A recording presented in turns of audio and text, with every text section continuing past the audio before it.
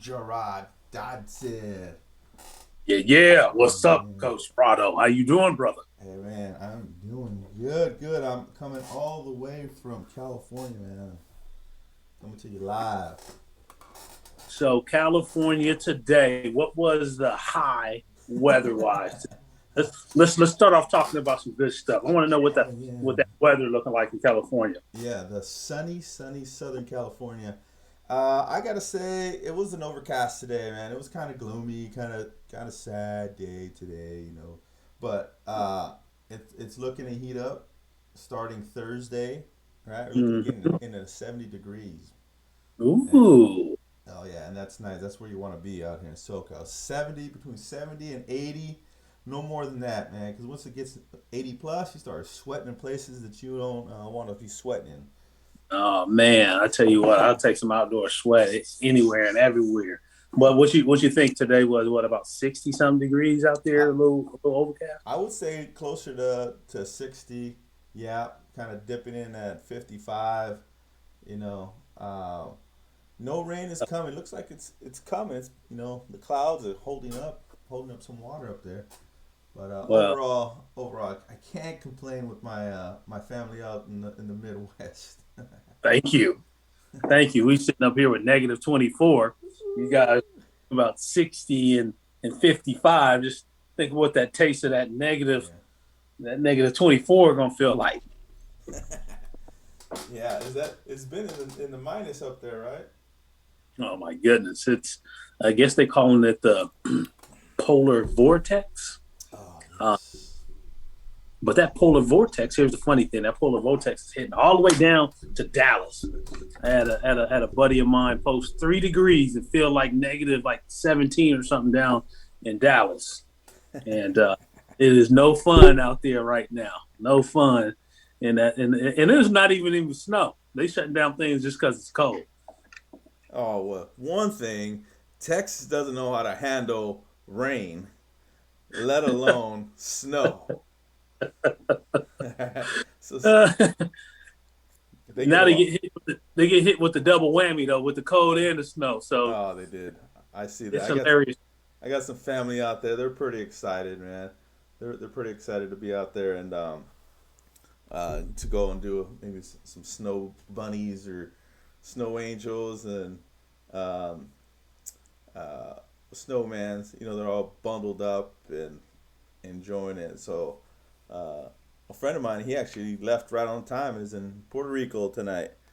Oh, He's like, nice. I'm out of here. He's like, we're not doing this. Yeah, absolutely. Let's skip this one. Let's skip that polar vortex coming down. And let's go to the island somewhere. That's great timing. I tell you that. Perfect, perfect timing. So he's out there, um, and then my relatives again. They haven't seen snow since, I think it's somewhere in the 80s or something like that. My goodness. Yeah, so it's you know they yeah, they're not used to that. They're definitely not out there driving on the highways. Nah, well, if you did see that pileup that happened, I think last week, which was pretty deadly, and that was pretty traumatic seeing that pileup they had on 35. So Yeah. definitely people out there in Texas, you guys take your time on them highways, especially not used to driving on this ice in these conditions. But yeah, that's something else. There was a buddy of mine that's in Utah, way down south, talking about how they didn't go out today and because it was cold and rolling power outages and things like that, which is that's something else. On the sand, or you? What is that? Come on now. I mean, Yeah, come on. El Paso, El Paso. I had to think about. I had to think about that one. So I had to think about that one. My fault. My fault. it's all good. All It's right, all Coach. I'm gonna have to do a new intro here. Yo. Hey. Zeke Prado here with the regular guys coaching show with Coach Dodson coming all the way live from the yeah, Twin yeah, Cities. yeah. Yeah. Twin Cities, Minnesota here. Yeah. Because Prado. Yeah, Yeah. loving it. Good to Love it. be here, brother. Good to be here. Good to have you. Yeah, we just went through a small talk segment here. We're talking weather, We're talking sunshine in California. Now, yeah, you're a California guy, right? Oh, yeah, yeah, yeah, yeah. Shoot, came out the womb in Compton, California. Ooh. Went to elementary in Carson in beautiful Ambler, California. You had the boys. You had Brandy and Ray J and Coach Dodson. Yeah, then we moved up to Palmdale. Everybody know about Palmdale from Afro Man, and made my way out to South Dakota. I think that's where you and I connected through our South Dakota connections. Oh yeah, out in beautiful, beautiful Rapid City. You know, I love Rapid City, Coach. I love Rapid Right? City. So Rapid is underrated. underrated, except during this time period. this is this is Well, but here's the crazy thing about Rapid, right? It can be 60 degrees today, and then tomorrow it can be two. right, right, absolutely, absolutely, and I love that. I love that part of it. You know, because yeah, like you said, one day it'd be beautiful and one day it'd be cold. But you know that snow doesn't stick around a lot out there in Rapid City. So Right, that's right. what I really appreciate on that on You that. got you got that hawk blowing through it, right? You can't stick around because that wind be blowing through it, take you all the way through the Perrys and stuff like that. Love Rapid City. It's so underrated. Yeah, yeah, absolutely. So many things to do. That how long were you out in Rapid City, Coach? How long? I want to say I was out there. I think 4 years. Yeah, Yeah, I was out there for 4 years. It was beautiful. I never knew that whole landscape. Shoot, you got waterfalls out there. I never would have thought you would have had waterfalls in South Dakota. yeah, yeah. I tell you what, that's what I think I really loved about it. Right, if you wanted the city life, you got it. Right, Right, you wanted the hiking, biking trails, you got it. right, Lakes, rivers, streams, or creeks. They call them creeks. You got it. right. Right. You got all the mainstream restaurants. You got the mom and pop restaurants out there. You got it within driving distance. Right. All right. Right. And then don't forget about like the biggest party in the United States that happens every August on the dot. And you got Sturgis coming in and all them wild boys and wild girls with their hogs and bikes and you just name it and it just goes from morning till night. It just don't stop. Yeah. Yeah. Sturgis. The Sturgis bike rally with umpteen million people. Woo! Right. Uh, Woo! I happened to be there this year. That you know what? I remember you're talking about it, right? So that's how dedicated, I call it adult spring break. They had Sturgis during COVID, and which is just I don't even know what to say. Yeah. But they were dedicated to having Sturgis. If they had it in the middle of a pandemic, you know that it's a party when it just won't stop. Can't stop, won't stop. Yeah. I'll tell you what. There was about 250,000 people. 250,000 people in comparison to its million, the million people that show up Right. for Sturgis, right? And obviously there was a big controversy about actually having it, which was this is what I was told. Regardless of what was happening, like the people who had been going for 20, 25, 30 years, we're going to go anyway. Okay. Okay. Yeah. So they were going to have it with or without Sturgis. Oh, gotcha. Okay. Yeah, so Sturgis said, well, let's do it. Let's tax the vendors and make some money. So There you go. There you go. Well, there's a will, there's a way. there's yeah, Sturgis don't play. Let's just put it that way. right, I got that. right, right. So, well, Coach, we got you on today because Coach Dodson been coaching football, been mentoring young men uh, for a long time now. I don't want to say long time because I don't want to date you, but Coach, this is the regular guy coaching show here, and we just talk about what it's like because you're in a job, you're in a workforce where you're gonna work with kids.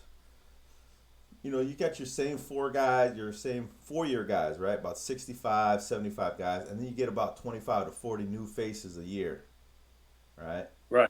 Right. And so you work with these student athletes day in and day out.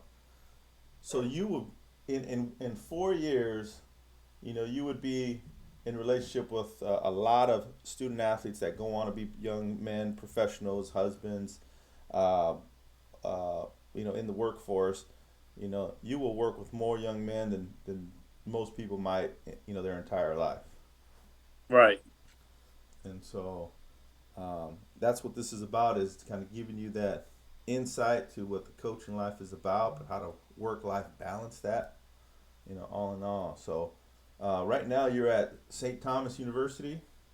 Yeah. We're at the University of St. Thomas, located in beautiful but frozen St. Paul, Minnesota, which is 12 miles from downtown Minneapolis, home of Prince. To all you Prince fans. Oh yeah.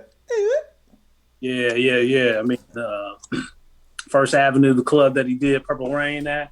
We can drive by that all the time. I think it's incredibly significant. We're about 8 minutes away from Mall of America, which is the largest mall in the country. Absolutely. As a matter of fact, Coach Prado, they got 2 amusement parks in that bad boy. 2. 2. I've been to 1. What's the second one? I don't know. They got Legoland and they got what was the other one? Legoland and like Snoopy, Camp Snoopy or something like that. I had been there, but I'd never been on a roller coaster, man. I'm not a roller coaster kind of person. Get out of town. Come on, man. You home of Disneyland, Knott's Berry Farm, and Magic Mountain and not a roller coaster fan? No. Not me, Coach. I am afraid. No, it's not I'm afraid. You said it in front of everybody. I get motion sickness is what it is, Coach. Come on, you afraid. So I'm guessing you never been on Colossus.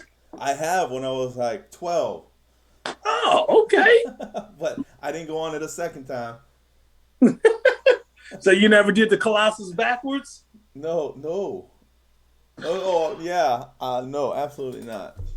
Come on, that's a rite of passage. That's a Southern California rite of passage. First you go down, right? There's 3 rules in Southern California. First you got to get on Colossus. Then you got to get on Colossus no hands. Yeah, right. I'm holding on for dear life. Come on, Colossus no hands. That's the rite of passage. And then once you graduate the Colossus no hands, then you have to go to Colossus backwards. All right. So anybody who's out there, when you travel to California, you have to stop at Six Flags and do the colossal backwards with no hands. No. Woo! You trying to give it to them all at once, huh? See, yeah. Now listen, regular coaching guys, that's dangerous right there. If you want to go Colossus backwards with no hands. Oh my goodness.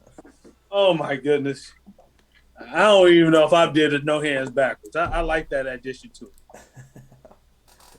Well, so if you're at the Mall of America, you get to go on the Caterpillar backwards. No hands. No hands. Baby steps, right? Baby steps. Yeah, down in the cities. Coach, how long you been at the University of St. Thomas? Been at the University of St. Thomas. This will be 3 years, but 4 seasons. I think one unique thing about this beautiful university, I absolutely love the culture. I've had a few different stops in my 20 plus years of coaching, but when you just talk about culture, you talk about school atmosphere. The University of St. Thomas is absolutely beautiful. this football season, we're going to do something that no other program has done in history, and that's moving from Division III to Division I.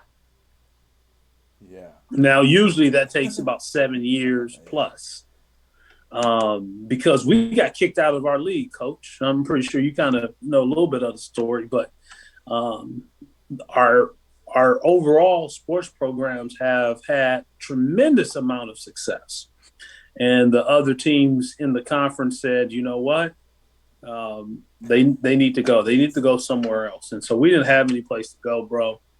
And our athletic director did a great job. Our president, they did a great job of saying, you know what, if we're going to go anywhere, we're going to go up. And that just says everything about our university and our institution and our leadership. So we're joining the Summit League, and that's with the Dakotas, Ooh, yeah. North Dakota State, Ooh, the South Dakota. FCS, the Summit League. That's some good basketball. It's good basketball, man. It's good Olympic sports. Mm. And we're joining the Pioneer League. Pioneer League, man, it goes all across the country from San Diego to Florida. So, man, just I'm so happy for our guys because they get a chance to see the whole country. Right? Yeah. To me, that's all part of the college experience, man. Go see some things and go be a part of the things. Right. And then you get to bring out some teams out to the Midwest to play football. You got to be ready for anything out in the Midwest. Absolutely. Right. 100%. And you know, I mean, a lot of people, you can't tell young people that they play like good football in the Midwest. Not until they get there, but like, oh man, they play good football in the Midwest. Like, we do play some good football out here in the Midwest. So it's a real good football. I remember going up and watching a game. It was St. Thomas versus Laverne. This was a few years ago now, and Laverne they kind of they took a whooping, and it was and they were good. They're a good team down here in Southern California. Won conference to make it to the playoffs, and they gave it to them. So that Midwest thinking, hey man, Midwest they can't play ball. Oh yeah, Midwest can play ball. They can play ball in the Midwest. they can play ball.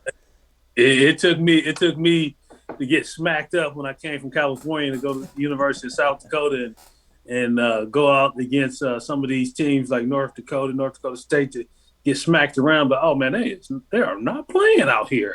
Yeah. No, absolutely not. And I played in the Midwest, played some small school NAIA football, with teams like Morningside, Sioux Falls, Northwestern University in Iowa. And, the boys can play. And they had a lot of local talent. That's why I said that they can play. They had a lot of homegrown local talent from Iowa, from the Sioux Falls area in South Dakota. And then the league that you played in with SDSU, and then playing at USD, right? You had a lot of homegrown talent. Right, absolutely. So, Coach, you went from what high school? Where did you play high school ball?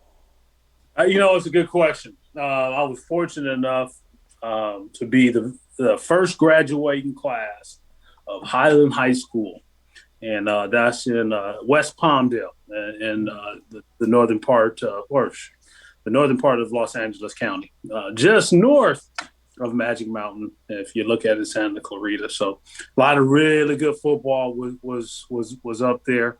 A couple CIF championships came through the Golden League. Very proud alum of the Golden League out there. So I was the first graduating class. Then I went to Antelope Valley Junior College, which played in the Foothill Conference. And from there, I went to the University of South Dakota. Yeah. South Dakota. And what do you think, Coach? Did you arrive at semester or at the summer ball? Like, when did you first? You know what? Here's the funny thing, man. I had told my buddy Cleveland Williams when we was a junior in high school and I was getting recruited by a bunch of schools. We were in the guidance counselor office and it was a map. And I looked at him for whatever reason, Coach. I said, there's one place that I would never go. One place I would never go, even if I was driving east and I knew that this place was approaching, I would go around or I go over. And I would never ever go to South Dakota. There's nothing for me in South Dakota. Man, did God tell me something different? Yeah. I remember that day like it was yesterday. And true story is I had lost my Division I scholarship because I wasn't a good student at AVC. I had a lot of things going on in my life at that time, and I had lost my scholarship. And I was homeless, and I was staying with my good buddy Jermaine. He was going to LA Pierce, and I didn't know what I was going to do because I lost my scholarship. Anyway, South Dakota called me August 1st and said, "Hey, we want you to come here."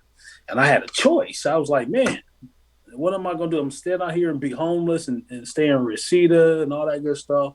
Or I'm going to take this shot at the place I said I would never go. So my mom bought me a ticket on August 5th. On the flight August 7th, man, I was on my way to South Dakota, and the rest is history. Man, and that's now an awesome story is that you went to school, played ball, but how about the story you throw out there? You say I was homeless. How many guys that played junior college football have ended up like that before they've gone on, to play at the next level or gone on to earn their degree, and being, like you said, being homeless. Like, I can remember returning my books after the first semester so I can go to the 99-cent store and pick up some pasta. Think about some of those things, with my roommates, Jude Oliva, Carando Daniels, Taiwan Golar, I remember the chili bean day. Man, we had a bag of French fries in the freezer, right? We had a can of chili fries. We had some cheese, right? And that was it. That was what we had, man. We had that. We ate that, and we had a grand old time just sitting around eating. We might have had some match chairs, in the apartment. We were in Castaic Lake is where we stayed because we went to College of the Canyons. Okay. Right. We each paid $200 rent, then split utilities. Okay, and then it was an apartment in Castaic, which roughly is about 15 minutes from College of the Canyons. Okay, all right. And it was the first year back for Coach Chuck Lyons in 1998. Wow. Garrett Teoje was O-line. Coach Dos Remedios, they were the coach. Doug Social was my DB coach. Matt Durant, wide receiver coach. And so, 1998, man. I went to San Gabriel High School. Went up to play wide receiver with some great guys. I still talk to a few guys today, Okay. But that first experience, man, of like having to survive on your own. This teach you life lessons because next thing you know, you're like, wait a minute, hold on, I'm in straight survival mode. I got to figure out how to manage class, the demands of, and you went to COC, so what conference were you in? We were in the conference with Allen Hancock and Glendale. Okay. And then we actually played AVC that year in the McDonald's Bowl in 1998. Okay. And we got rolled. Yeah. Oh, y'all got rolled? We got rolled, man. We were a solid team. We were 7-3. We beat Allen Hancock that year, who was ranked 3rd in the nation. They were undefeated 7-0. Mm-hmm. And we beat them. Okay. And, it was a great game. We won 47-46 in the shootout. And I can remember that game because I caught the catch to tie the game at 46-46. What? Hold on. Here's why. I know. I was wide out, man. I was 5'9", 170 pounds, soaking wet, and yeah, I played slot receiver. I remember catching this What? touchdown, tying the game at 46-46. And then our kicker, Haloti, he comes in and kicks a game-winning field goal to go up by a point. And he gets all the shine. He gets all the shine. uh, The headline read, "What a toe." That was the headline right there. what? So explain to me the game tying touchdown. What route was it? Do you remember the play? The catch? Tell it to me. Yeah, this was so it was a trip set because we threw the heck out of the ball. We threw the heck out of the ball. We were a trip set. It was about a 35-yard pass. I was the number three receiver. I motioned over, so we were in doubles. I motioned over to the trip set, became number three. The outside receiver had the dig. Slot receiver had the S read or post, and then I ran kind of a out and up, old school out and up. Right, had to sell it out, and it wasn't quite a wheel. It was more out and up. And there I go, right up the numbers in the back of the end zone for the catch, right? The crowd goes wild. I'm nuts. I'm on the track throwing my hands up. We're celebrating. And then our kicker comes in and punches it in and gets the headline, "What a toe." Our quarterback was What? Kevin. What a toe. Our quarterback was Kevin Carrasco, who threw for a kabillion yards, man. He ended up going to San Jose State. Okay. He was an awesome quarterback, man. He was about 5'9", about 150 pounds. Wow. Yeah, you talk about a Doug Flutie-esque, right? This guy was, he couldn't see above the line, but he knew where you were going to be, and he knew where to put the ball every single time. Wow. Man, That's awesome. That's yeah. awesome. When you guys play AVC, do you remember who the quarterback was there? No, I don't. No, I read. It I wouldn't be don't. Corey Aldridge, right? Hmm. I'd have to check. It was 98. It was. So I'm thinking that it was Corey Aldridge, and he had two big time wide receivers. Oh, they One had of them some. got up. Was that? I said they had some dudes. Yeah, I think it was Corey. I had to go back and check. I Mm-hmm. think it was Corey. He ended up going to Arkansas Monticello, setting breaking all the records at Monticello, and then he had two wideouts where just like one of them went Pac-12, the other one was small college, but I mean they were just like, and they were from I think they were from Mojave or Roseman or something like that. It was like, where these cats come from? Oh, Ridgecrest. Actually, receivers came from Ridgecrest. Oh, there's some dudes that come out of Ridgecrest Burrows. Yes. Yes. What do you know about Ridgecrest Burrows? Oh man. I don't. When it comes to stats, where some of the dudes are at. That's where Right. the quarterback, Carson Sween, played at Wyoming.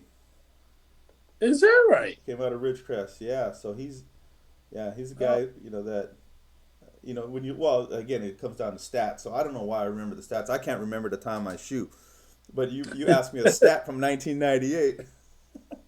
You got it. You got it. It was funny because we sit here sometimes watching some like ESPN clips with my nephew, right? And then you'll get Barry Sanders, Deion Sanders, you'll get John Elway, and then he'll ask me like, "Hey, when they get drafted?" And I'll throw out the year of the draft, or who they got drafted by. And like I said, man, I can't remember my PIN number to my ATM, but We can remember those stats. So I know the stats. I love Yeah. it, brother. Yeah, I'm gonna look this up here. 1998 roster, coach. Antelope Okay. Valley. Let me Yeah. see. Quarterbacks here. Quarterback. Yeah. Quarterback talk. Let me see. You had quarterback Justin Holtfretter. I don't know if that was the guy. Nope, don't remember. Monty Gutkowski. Monty Uh, Cook. Gutkowski. Those are the only two quarterbacks on the roster in 1998. Interesting. Yeah. Okay. So I'm assuming Maybe I'm doubting myself or dating myself on that. Maybe those guys was a little bit later. yeah. Well, you had Somebody was. wide receivers Rodney Gillens, Andre Velasquez, Kendrick Wilson, Yeah, Tom Gilpin, Chad York, Chad York. Craig Carson, Justin Scott, wearing number 80 and 82. I don't know if they played. Did they say where they were from? Yeah. Where's Scott from? That's the one I'm interested in. Scott. Justin Scott, Palmdale, Little Rock. It said. Yeah. Okay. Yeah. Yeah. Ooh, Little Rock. That was speaking of. So that was our rivals. All right. So when we got in, interestingly enough, when Highland came into the Golden League, two powers left, and it was Saugus and Canyon Country. Mm-hmm. That's back in the Big T days. Right. So when we came in, Saugus left.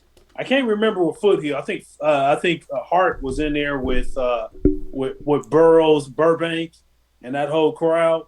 Yeah, St. Gabriel High School also. Oh, St. Gabriel was in there? Yeah. St. Gabriel. Oh. Yeah. That was Didn't know that. You played Hart in high school? 93. No, they changed it. I think like 93, they formed a new league called the Almont League, and they moved to play these Montebello schools. But before that, they were in that league with Hart High School, Saugus. Yeah. So that's why. Yeah. Okay, so I don't know if there was in there with Saugus because we got in 92. Okay. And that's when Saugus and Canyon left. So, I mean, there's probably somewhere in between there. But where I fell in love with football was the state championship game.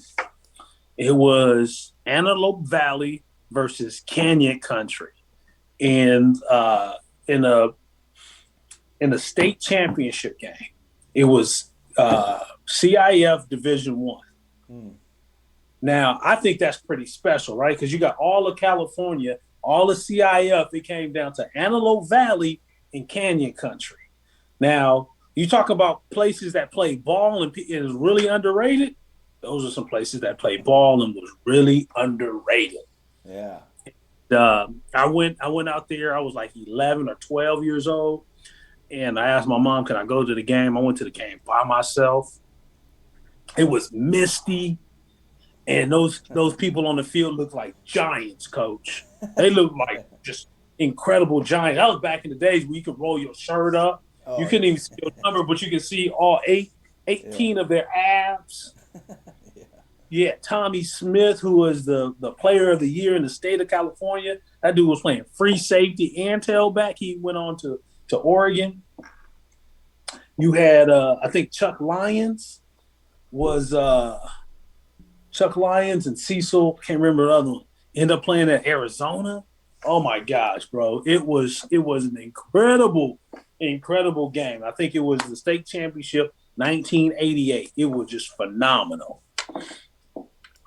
I fell in love with football all over again. 1988. Man.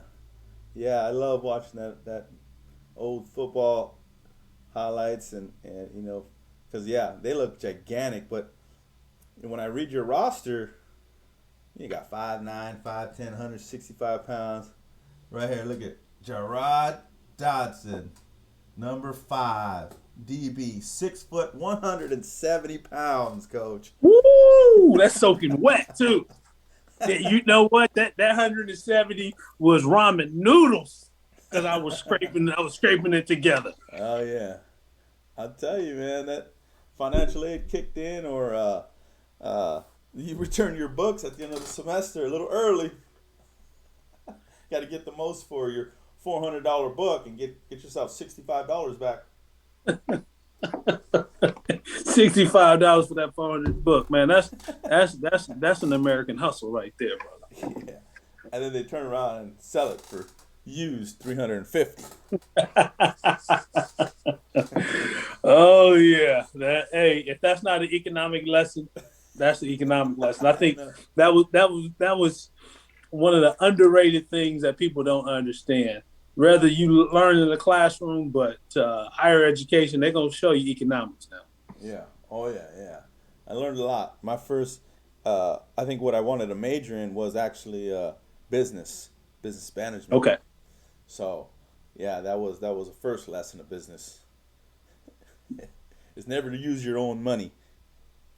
Find a way to use somebody else's money. OPM, baby. Yeah, other people's money, man. So, coach, you're out. Now in the Midwest. You've been coaching there for quite a while. A couple of stints at USD, School of Mines. Uh, where else have you stopped, coach? Well, my first stop was at after I graduated with my graduate degree from South Dakota. I went to Michigan Tech, which is in the Upper Peninsula of Michigan, and I didn't know Michigan had an Upper Peninsula.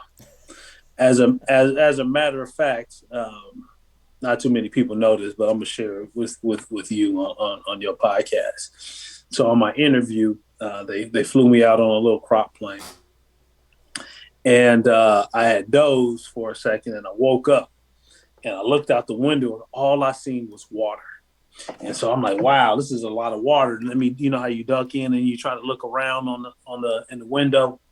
And I looked forward, I looked back, and I looked all around, and all I seen was water. I said, "Uh-oh, I'm on the wrong plane. Somehow, some way, I'm in the Atlantic Ocean. Where is this plane going? Because this is I don't know how I got to the Atlantic Ocean. This water is so big. I'm sitting up here quiet, right? I'm just like, man, I don't even know where this is gonna go. I got to figure out a way to get home.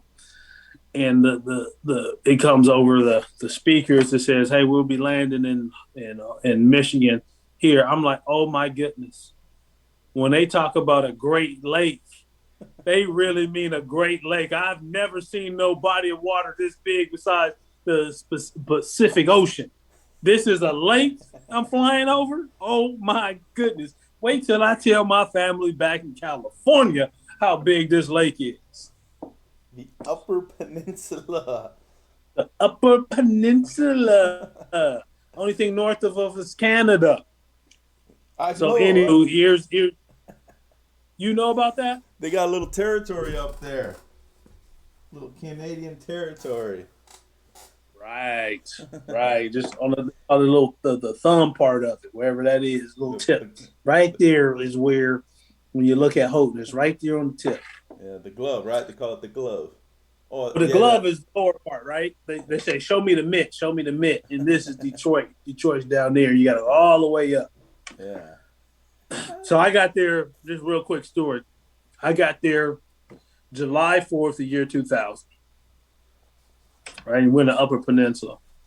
And my wife, to be, she was still teaching in Vegas.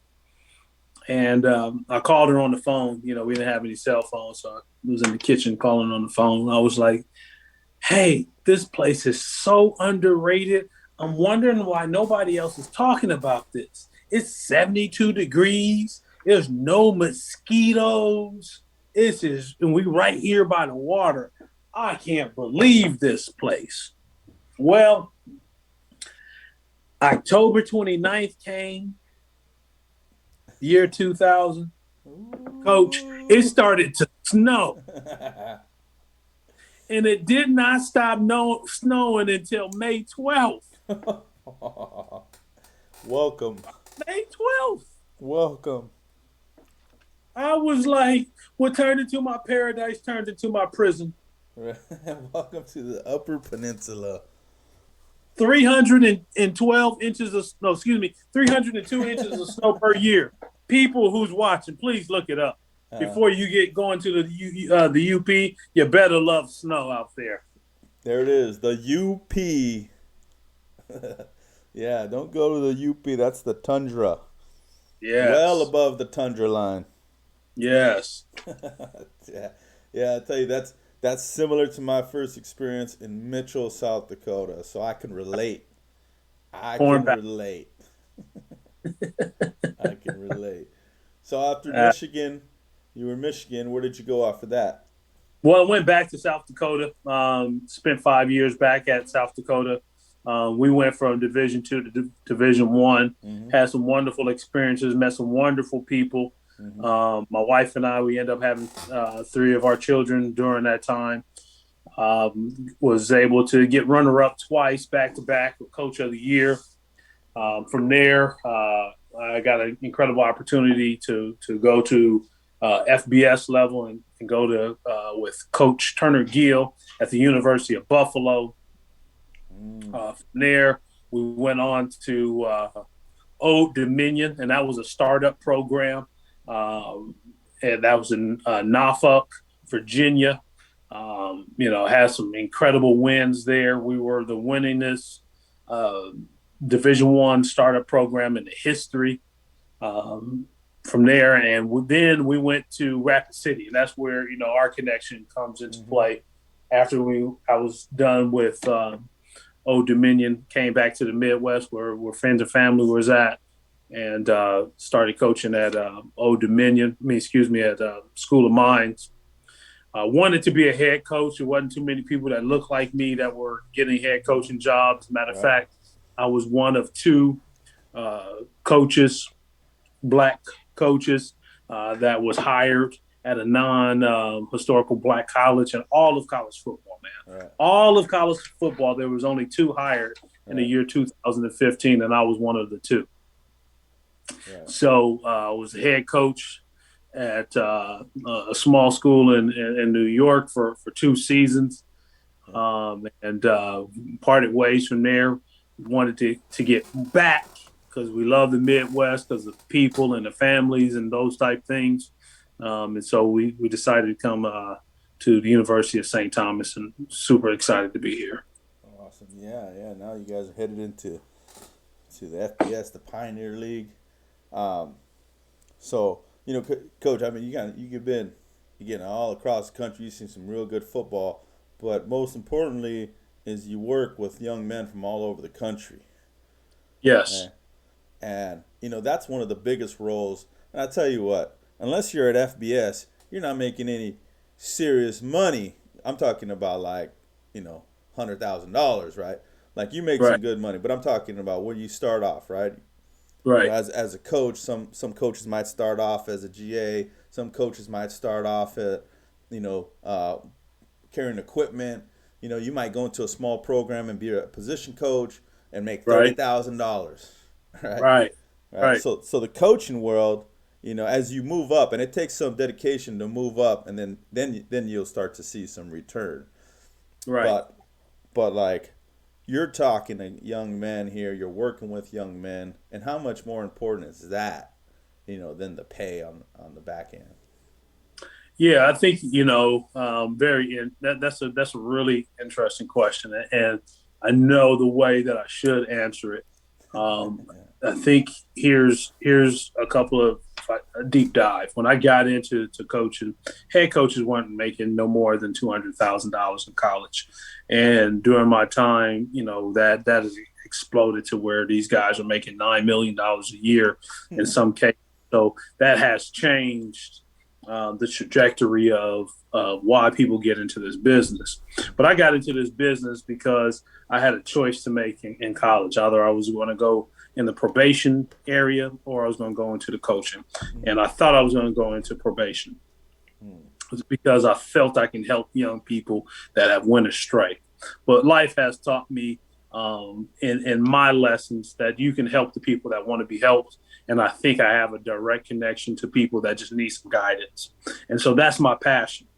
We go to Win Today, which is, my program, my organization, and it's just built on the mental conditioning of young people. Now, whether those young men or young women, Win Today is just really about the mindset and building a strong mindset to be able to attack, to endure, and to be able to strategize to be the very best version of themselves as they can be, and not to take failure as the final chapter, but to take it as lessons, right? To give a perspective of when you fail, That's an opportunity for you to readjust and learn more about yourself, learn about your stamina, learn about your perseverance, learn about your endurance, and exercise those things. Mm-hmm.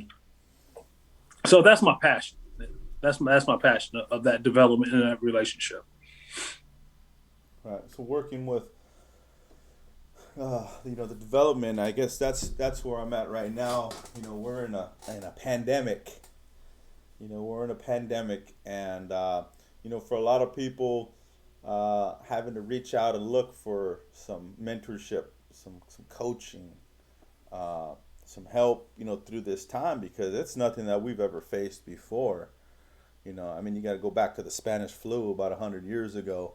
You know, for any type of pandemic, again, when they're telling you to stay indoors and they're telling you, you can't go to work, or you can work and you're essential, you're not essential. Okay? There's a lot of mixed messages in all of it. So it does create a little bit of anxiety. It does create a little bit of, uh, you know, uh, like, for me, lack of motivation. I was like, well, what am I going to do? I'm a coach. I belong outdoors. you know, Right. I belong outdoors. I need to work with kids. I need to work with youth. And then the kids aren't being allowed in the classroom. And then so there's a lot of that, right? There's no more, the social contact part is, and I guess now here we are. Maybe we're kind of easing back into it, but that an important piece is that social contact, right? You think of some of your players of how many times you saw them throughout the day, right? Right. Absolutely. And how much you interacted with them, throughout the day. Again, they're with you, 9, 10 months out of the year, and they might see their family during the Christmas break, maybe a month in the summer, and then they're with you, weightlifting and practice and meetings and film and study hall, you know, and so when all that gets kind of, taken, well, not taken away, I don't want to say that, but just, hey, they're no longer a part of that social setting, then what? What do we do? So, really important job as a coach. And right now, coach, I mean, what are you doing to interact with your players to, just to interact with them? Well, I think you bring up a couple of really good points, and um, you know, and for all the listeners out there, it's really important just to remind everybody that we're all going through it. We're all going through it together. We're all trying to make sense of what this reality says and means for us right here in this moment. And no matter what you're going through, um, the ups and the downs, for all the listeners out there, there's somebody out there that you can reach out to, right? Somebody out there that wants to hear your voice.